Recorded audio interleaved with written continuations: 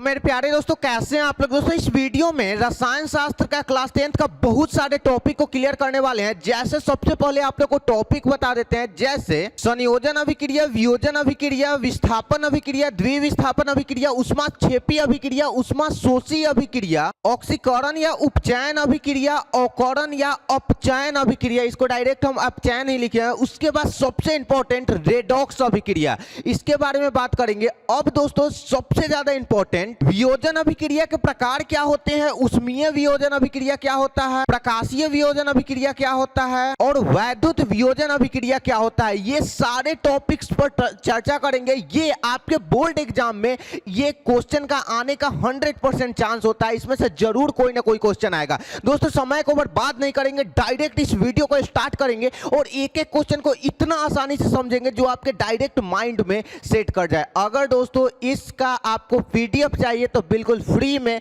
आप लोग डाउनलोड कर सकते हैं, वीडियो के डिस्क्रिप्शन बॉक्स में लिंक है। दोस्तों मेरा नाम है अभिनव कुमार और आपका स्वागत करते हैं ध्यान लाइन एक्स के इस यूट्यूब चैनल पर। चलिए दोस्तों वीडियो को स्टार्ट करते हैं। देखिए दोस्तों सबसे पहले हम लोग बात करते हैं कि ये सारा जितना हम टॉपिक बोले हैं ये रासायनिक अभिक्रिया के प्रकार हैं। देखिए पिछले वीडियो में हम लोग रासायनिक अभिक्रिया के बारे में जाने, रासायनिक समीकरण के बारे में जाने, वो सब अगर आप नहीं देखें तो वो सब जाकर आप देख लीजिए, वो वीडियो बहुत ही इंपॉर्टेंट वीडियो है। तो ये जितना है तो रासायनिक अभिक्रिया कितने प्रकार के होते हैं, तो रासायनिक अभिक्रिया निम्न प्रकार के होते हैं। संयोजन अभिक्रिया से रेडॉक्स अभिक्रिया तक आप जितना अभिक्रिया देख रहे हैं ये सब रासायनिक अभिक्रिया के प्रकार हैं, ठीक है। तो ये आपका फर्स्ट क्वेश्चन इस तरीके से अगर पूछ दे कि रासायनिक अभिक्रिया का कौन कौन सा प्रकार होता है तो आप ये सब का नाम लिख सकते हैं। अब यहां पर बात करते हैं हम लोग कि संयोजन अभिक्रिया क्या होता है, और उसको समझाने के लिए दोस्तों यहां पर हम 4 पेन रखे हुए हैं और पूरा प्रैक्टिकल में आपको हम समझाएंगे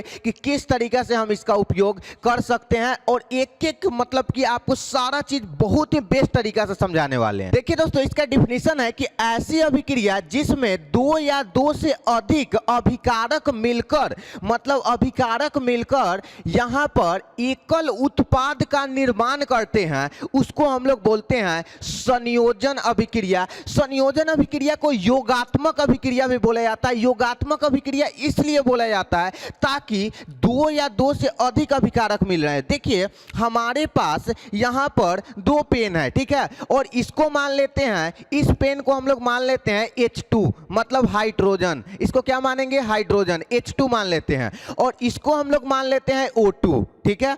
तो जब H2 प्लस O2 से हम अभिक्रिया करा रहे हैं तो ये हमारा हो गया अभिकारक, है ना, कि 2 पदार्थ जो हम मिलाते हैं उसको अभिक्रिया कहते हैं, अभिकारक कहते हैं। मतलब रासायनिक अभिक्रिया में जब 2 पदार्थ मिलता है तो उसको हम लोग क्या बोलते हैं, अभिकारक बोलते हैं।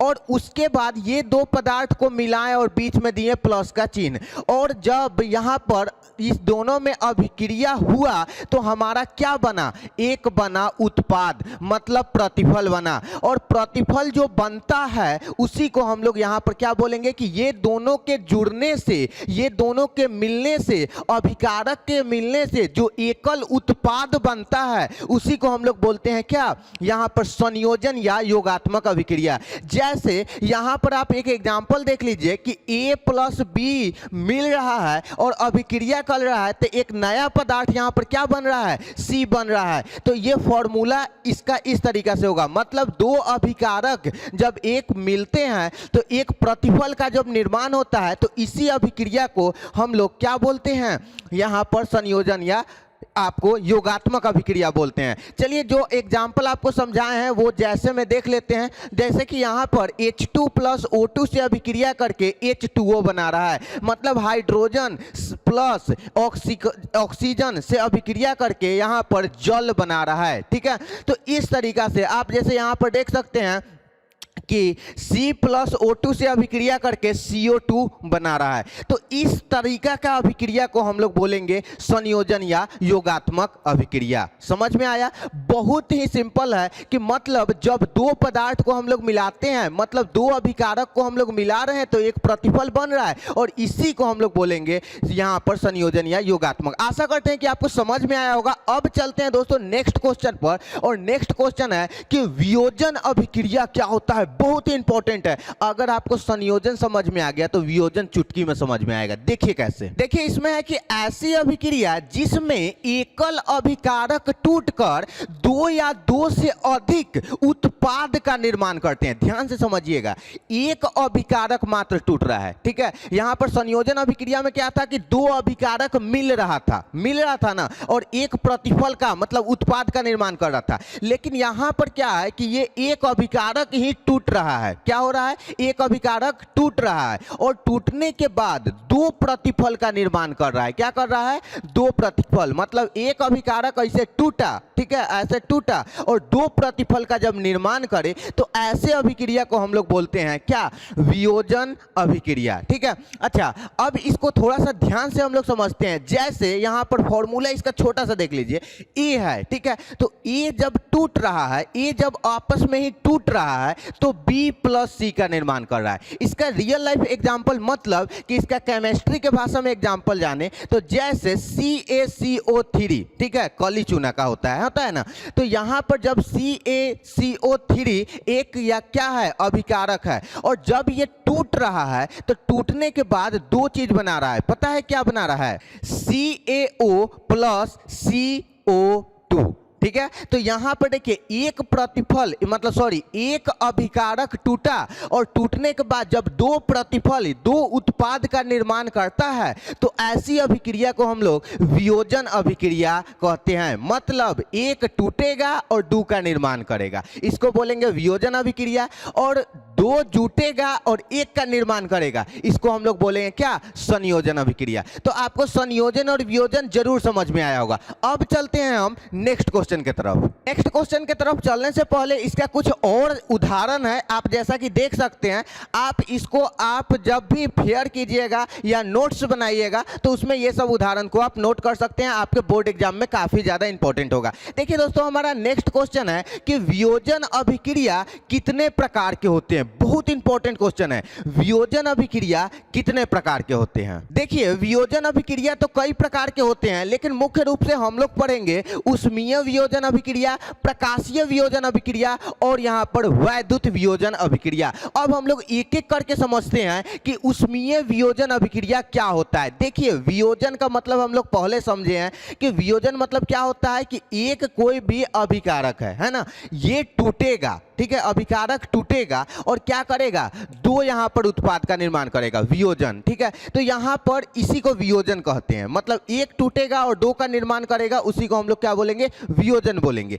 अब देखिए दोस्तों, आप लोग को हम एक एक करके बताते हैं। उष्मीय वियोजन अभिक्रिया के बारे में बात करें तो उष्मा को पाकर किसी पदार्थ का टूटना उष्मीय वियोजन अभिक्रिया कहलाता है। बहुत ही सिंपल है, उष्मा को पाकर, ठीक है, उष्मा को पा लिया, ठीक है, और क्या हुआ कि आपस में टूट गया, तो वैसे को हम क्या बोलेंगे? उष्मीय वियोजन अभिक्रिया। कितना ज्यादा इजी है ना। जैसे यहां पर इसका दो ठो रासायनिक सूत्र भी देख सकते हैं, जैसे CaCO3 है, ठीक है। तो ये उष्मा को पाया और जब टूटा तो यहां पर क्या बनाया? CaO प्लस CO2 बना दिया, ठीक है। तो इसी को बोलेंगे उष्मीय वियोजन। मतलब उष्मा को पाकर किसी पदार्थ का टूट जाना, उष्मा को पाया, पदार्थ टूटा, उष्मीय वियोजन अभिक्रिया हुआ, है ना। तो आपको समझ में आया होगा। अब हम लोग चलते हैं प्रकाशीय वियोजन अभिक्रिया क्या है। सूर्य की उपस्थिति में होने वाला वियोजन प्रकाशीय वियोजन अभिक्रिया कहलाता है। देखिए वह अभिक्रिया जो सूर्य की उपस्थिति में होता है, प्रकाश में ही संभव हो पाता है,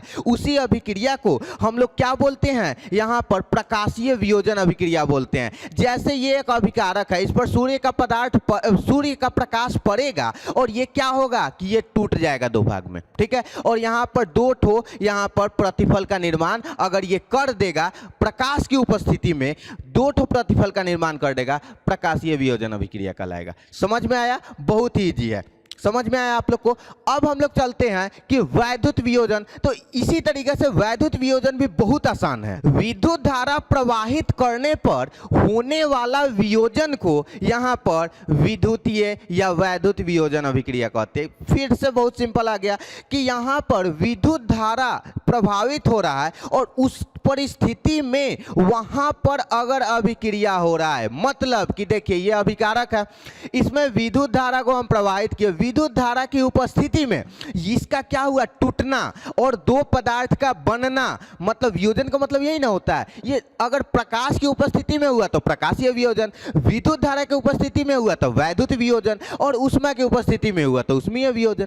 कितना ज्यादा सिंपल है। तो विद्युत धारा प्रवाहित करने पर होने वाला जो वियोजन की अभिक्रिया होती है उसको वैद्युत वियोजन अभिक्रिया कहते हैं। और यहां पर आप सूत्र देख सकते हैं, मतलब सूत्र नहीं है, ये एग्जांपल है, एग्जांपल आप सिंपल सा देख सकते हैं, इसको याद कर लीजिएगा, काफी ज्यादा इंपॉर्टेंट रहेगा। देखिए मेरा काम है ना किसी भी चीज को आसानी से आपको बता देना जो आपको आसानी से समझ में आ जाए, ताकि जब भी बोर्ड एग्जाम में आप कॉपी लिखने आए तो आपको इतना आसानी से याद आ जाए कि अच्छा सर बताए थे कि प्रकाश, जैसे प्रकाशीय वियोजन आ गया, ठीक है, तो आप क्या लिखिएगा कि अच्छा प्रकाश की उपस्थिति में अगर कोई वियोजन हो रहा है तो उसको प्रकाशीय वियोजन बोलेंगे। तो मतलब इस तरीके से आपको हम समझा रहे हैं ताकि आपको बिल्कुल ही आसानी से समझ में आ जाए। कोई भी बड़ा कॉन्सेप्ट नहीं लेके चलना है, छोटा छोटा कॉन्सेप्ट लेना है, उसको माइंड में सेट करना है, ठीक है। हार्ड वर्क नहीं, स्मार्ट वर्क कीजिएगा, बहुत आगे निकलिएगा, ठीक है। अब चलते हैं हम लोग नेक्स्ट क्वेश्चन की तरफ। देखिए ये बहुत ही इंपॉर्टेंट क्वेश्चन है, क्वेश्चन है हमारा कि विस्थापन अभिक्रिया क्या है। दोस्तों अगर इसको समझ में आ गया ना तो ये कॉन्सेप्ट बहुत ही इंपॉर्टेंट है, और आपको ना ये हम 2 ठो पेन मतलब 4 ठो पेन से पक्का समझा देंगे, हमको विश्वास है कि हम समझा देंगे, ठीक है। तो देखिए कैसे समझाते हैं, बहुत ही ध्यान से इस क्वेश्चन को देखिएगा। ऐसी अभिक्रिया जिसमें अधिक क्रियाशील तत्व को अपने कम क्रियाशील तत्व के लवण के विलयन में विस्थापित कर देता है, ऐसी अभिक्रिया को हम लोग विस्थापन अभिक्रिया कहते हैं। आशा करते हैं कुछ नहीं समझ में आया होगा, है ना, कि क्या लिखा हुआ है। देखिए एग्जांपल समझिए, देखिए सबसे पहले यहां पर 2 ठो चीज है ना, यहां पर हम पेन ले लेते हैं 2 ठो, ठीक है। एक पेन ये है और एक पेन ये है, ठीक है। अब देखिए ये पेन का ये 2 ठो पेन है ना। यहां पर आपको हम क्या करते हैं कि 2 ठो यहां पर एग्जांपल लेते हैं, ध्यान से समझिएगा। इस पेन का नाम रखते हैं CuSO4, क्या नाम रखेंगे, CuSO4, और इसका नाम रखेंगे Fe, ठीक है। इसको CuSO4, इसको Fe। तो ये 2 ठो पेन है। अब ये दोनों से हम लोग अभिक्रिया कराएं, ठीक है। अभिक्रिया कराएंगे, उसके बाद क्या बनेगा सो देखिए, हमारा बनेगा FeSO4 प्लस Cu, मतलब ये क्या करेगा, ये देखिएगा विस्थापन क्या होता है सो समझिएगा। ये क्या करेगा, इसके पास था CuSO4, ठीक है, तो इसका में से Cu हम निकाल दिए, ये देखिए Cu है ना, इसको हम निकाल दिए, ठीक है। तो ये बेचारा अभी क्या बचा है, आप खुद देखिए, इसके पास क्या है, SO4 बचा हुआ है, ठीक है। अच्छा उसके बाद हम क्या करते हैं, ये है Fe, ठीक है। तो ये Fe क्या करेगा कि यहां से निकलेगा और यहां पर Cu में जाकर यहां पर SO4 में जाकर जुट जाएगा, ठीक है। तो ये क्या बन गया, FeSO4 बन गया, FeSO4 बन गया। और उसके बाद जो यहां पर अब क्या बचा, Cu बचा, तो Cu क्या हो जाएगा कि अलग आ जाएगा, ठीक है, अलग आ जाएगा। इसी अभिक्रिया को मतलब यहां पर क्या कर रहा है कि जो इसका ऐसी अभिक्रिया जो अपने अधिक क्रियाशील तत्व को क्या कर रहा है, कम क्रियाशील तत्व के लवण के विलयन में विस्थापित कर दे रहा है, और इसी अभिक्रिया को हम लोग बोलेंगे विस्थापन अभिक्रिया। जैसे यहां पर SO4 देखिए पावरफुल है ना, तो क्या कर रहा है, लेकिन Cu बेचारा कमजोर है ना, तो क्या कर रहा है कि जैसे अभिक्रिया हो रहा है तो FeSO4 के साथ मिल जा रहा है। तो पहले था CuSO4, ठीक है, प्लस Fe था,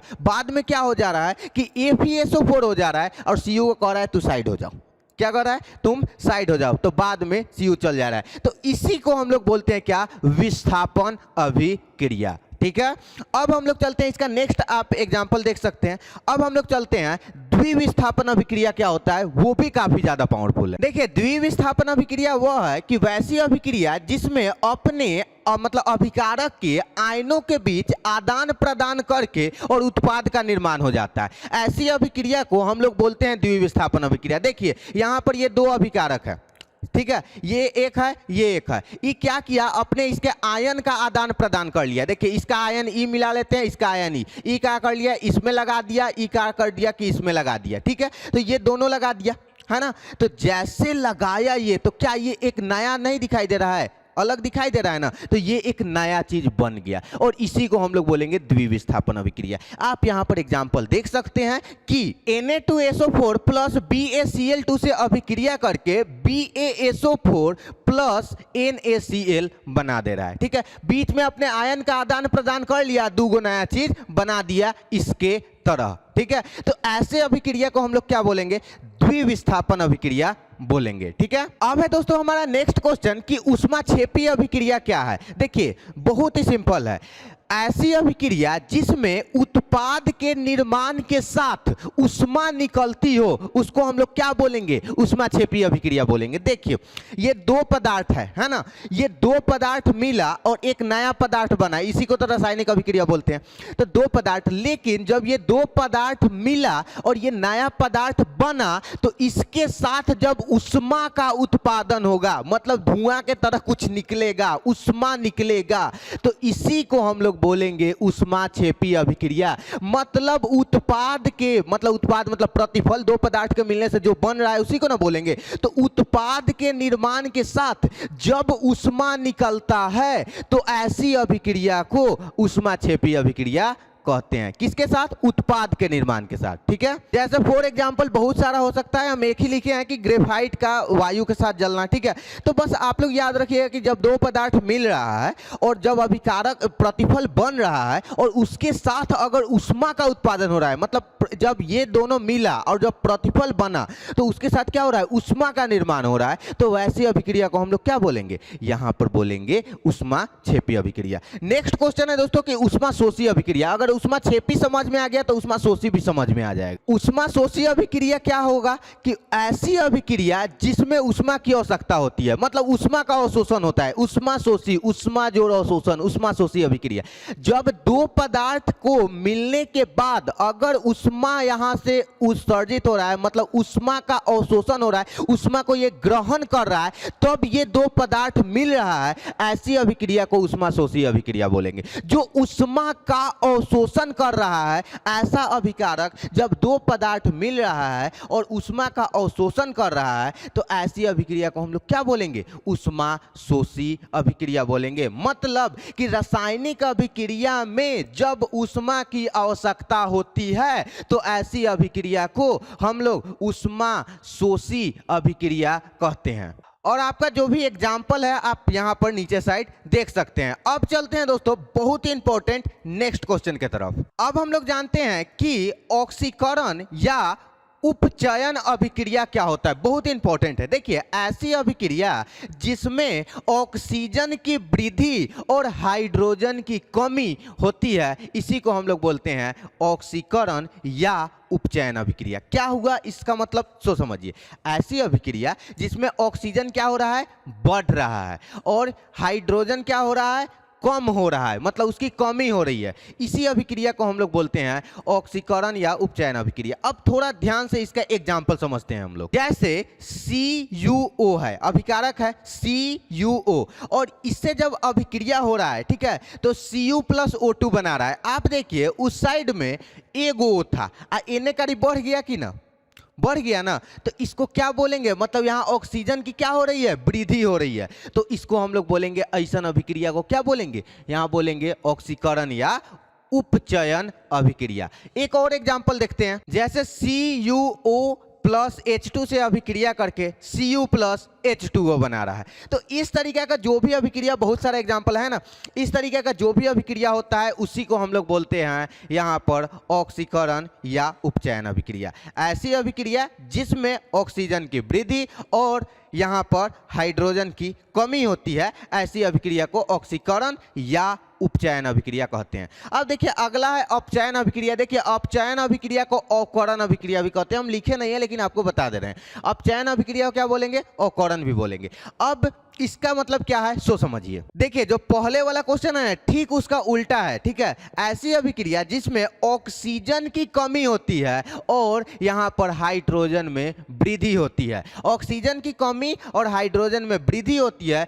उसी को हम लोग बोलते हैं अवकरण या यहां पर अपचयन अभिक्रिया। देखिए जिसमें ऑक्सीजन की वृद्धि होगी, देखिएगा, जिसमें ऑक्सीजन की वृद्धि होगी वो होगा ऑक्सीकरण अभिक्रिया, जिसमें ऑक्सीजन की कमी होगी वो होगा अवकरण अभिक्रिया। देखिए, जिसमें हाइड्रोजन की यहाँ पर कमी होगी वो होगा उपचयन अभिक्रिया, जिसमें हाइड्रोजन की वृद्धि होगी वो होगा क्या, यहाँ पर आपका अपचयन अभिक्रिया। तो इस तरीके से दोनों अगर डिफिनीशन को आप एक साथ देखिएगा तो आपको ज्यादा अच्छा से समझ में आएगा। ऐसे हम यहाँ पर एक एग्जांपल लेते हैं, जैसे N2 प्लस H2 से अभिक्रिया कर रहा है तो यहाँ पर NH3 बना रहा है। तो देखिए यहाँ पर हाइड्रोजन की वृद्धि हो गई ना, ठीक है, हाइड्रोजन की यहाँ पर 2 गो था, यहाँ बन गया तो 3 गो हो गया। तो जब हाइड्रोजन की वृद्धि हो गई तो ऐसे अभिक्रिया को हम लोग बोलेंगे क्या, यहाँ पर ऑक्सीकरण, यहाँ पर हम लोग बोलेंगे अवकरण या अपचयन अभिक्रिया। अब चलते हैं, बहुत ही इंपॉर्टेंट क्वेश्चन है, लास्ट क्वेश्चन है, रेडॉक्स अभिक्रिया क्या है। देखिए, रेडॉक्स अभिक्रिया जो है 2 शब्द को मिलकर बना हुआ है। देखिए, रेडॉक्स 2 शब्द, रेड प्लस ऑक्स। रेड का मतलब होता है यहाँ पर होता है अपचयन। क्या होता है, अपचयन। अभी अपचयन पढ़ाए थे ना, अपचयन। अच्छा, ऑक्स का मतलब क्या होता है, ऑक्सीकरण। तो जब ये अपचयन और ऑक्सीकरण अभिक्रिया जब साथ साथ होता है तब ऐसी अभिक्रिया जिसमें एक पदार्थ का अपचयन और दूसरे पदार्थ का ऑक्सीकरण होता है तो ऐसी अभिक्रिया को हम लोग बोलेंगे रेडॉक्स अभिक्रिया। जैसे सीधा भाषा में बोले तो ऑक्सीकरण और अपचयन जब साथ साथ होगा तो ऐसे अभिक्रिया को बोलेंगे रेडॉक्स अभिक्रिया। ठीक है, ऑक्सीकरण अपचयन अभिक्रिया जब साथ साथ होगा तो ऐसी अभिक्रिया को हम लोग क्या बोलेंगे, रेडॉक्स अभिक्रिया बोलेंगे। अब कोई साधारण व्यक्ति आपसे पूछ ले कि रेडॉक्स अभिक्रिया क्या है, तो आप बोलिएगा रेडॉक्स अभिक्रिया में पदार्थ का ऑक्सीकरण और अपचयन साथ साथ होता है, ऐसी अभिक्रिया को हम लोग बोलेंगे रेडॉक्स। नाम से ही पता चल रहा है, रेड मतलब अपचयन, ठीक है, ऑक्स मतलब यहां पर ऑक्सीकरण। तो रेडॉक्स अभिक्रिया को इस तरीका से हम लोग समझ सकते हैं। दोस्तों, आशा करते हैं कि आज का वीडियो आपको काफी अच्छा लगा होगा, काफी अच्छा समझ में आया होगा।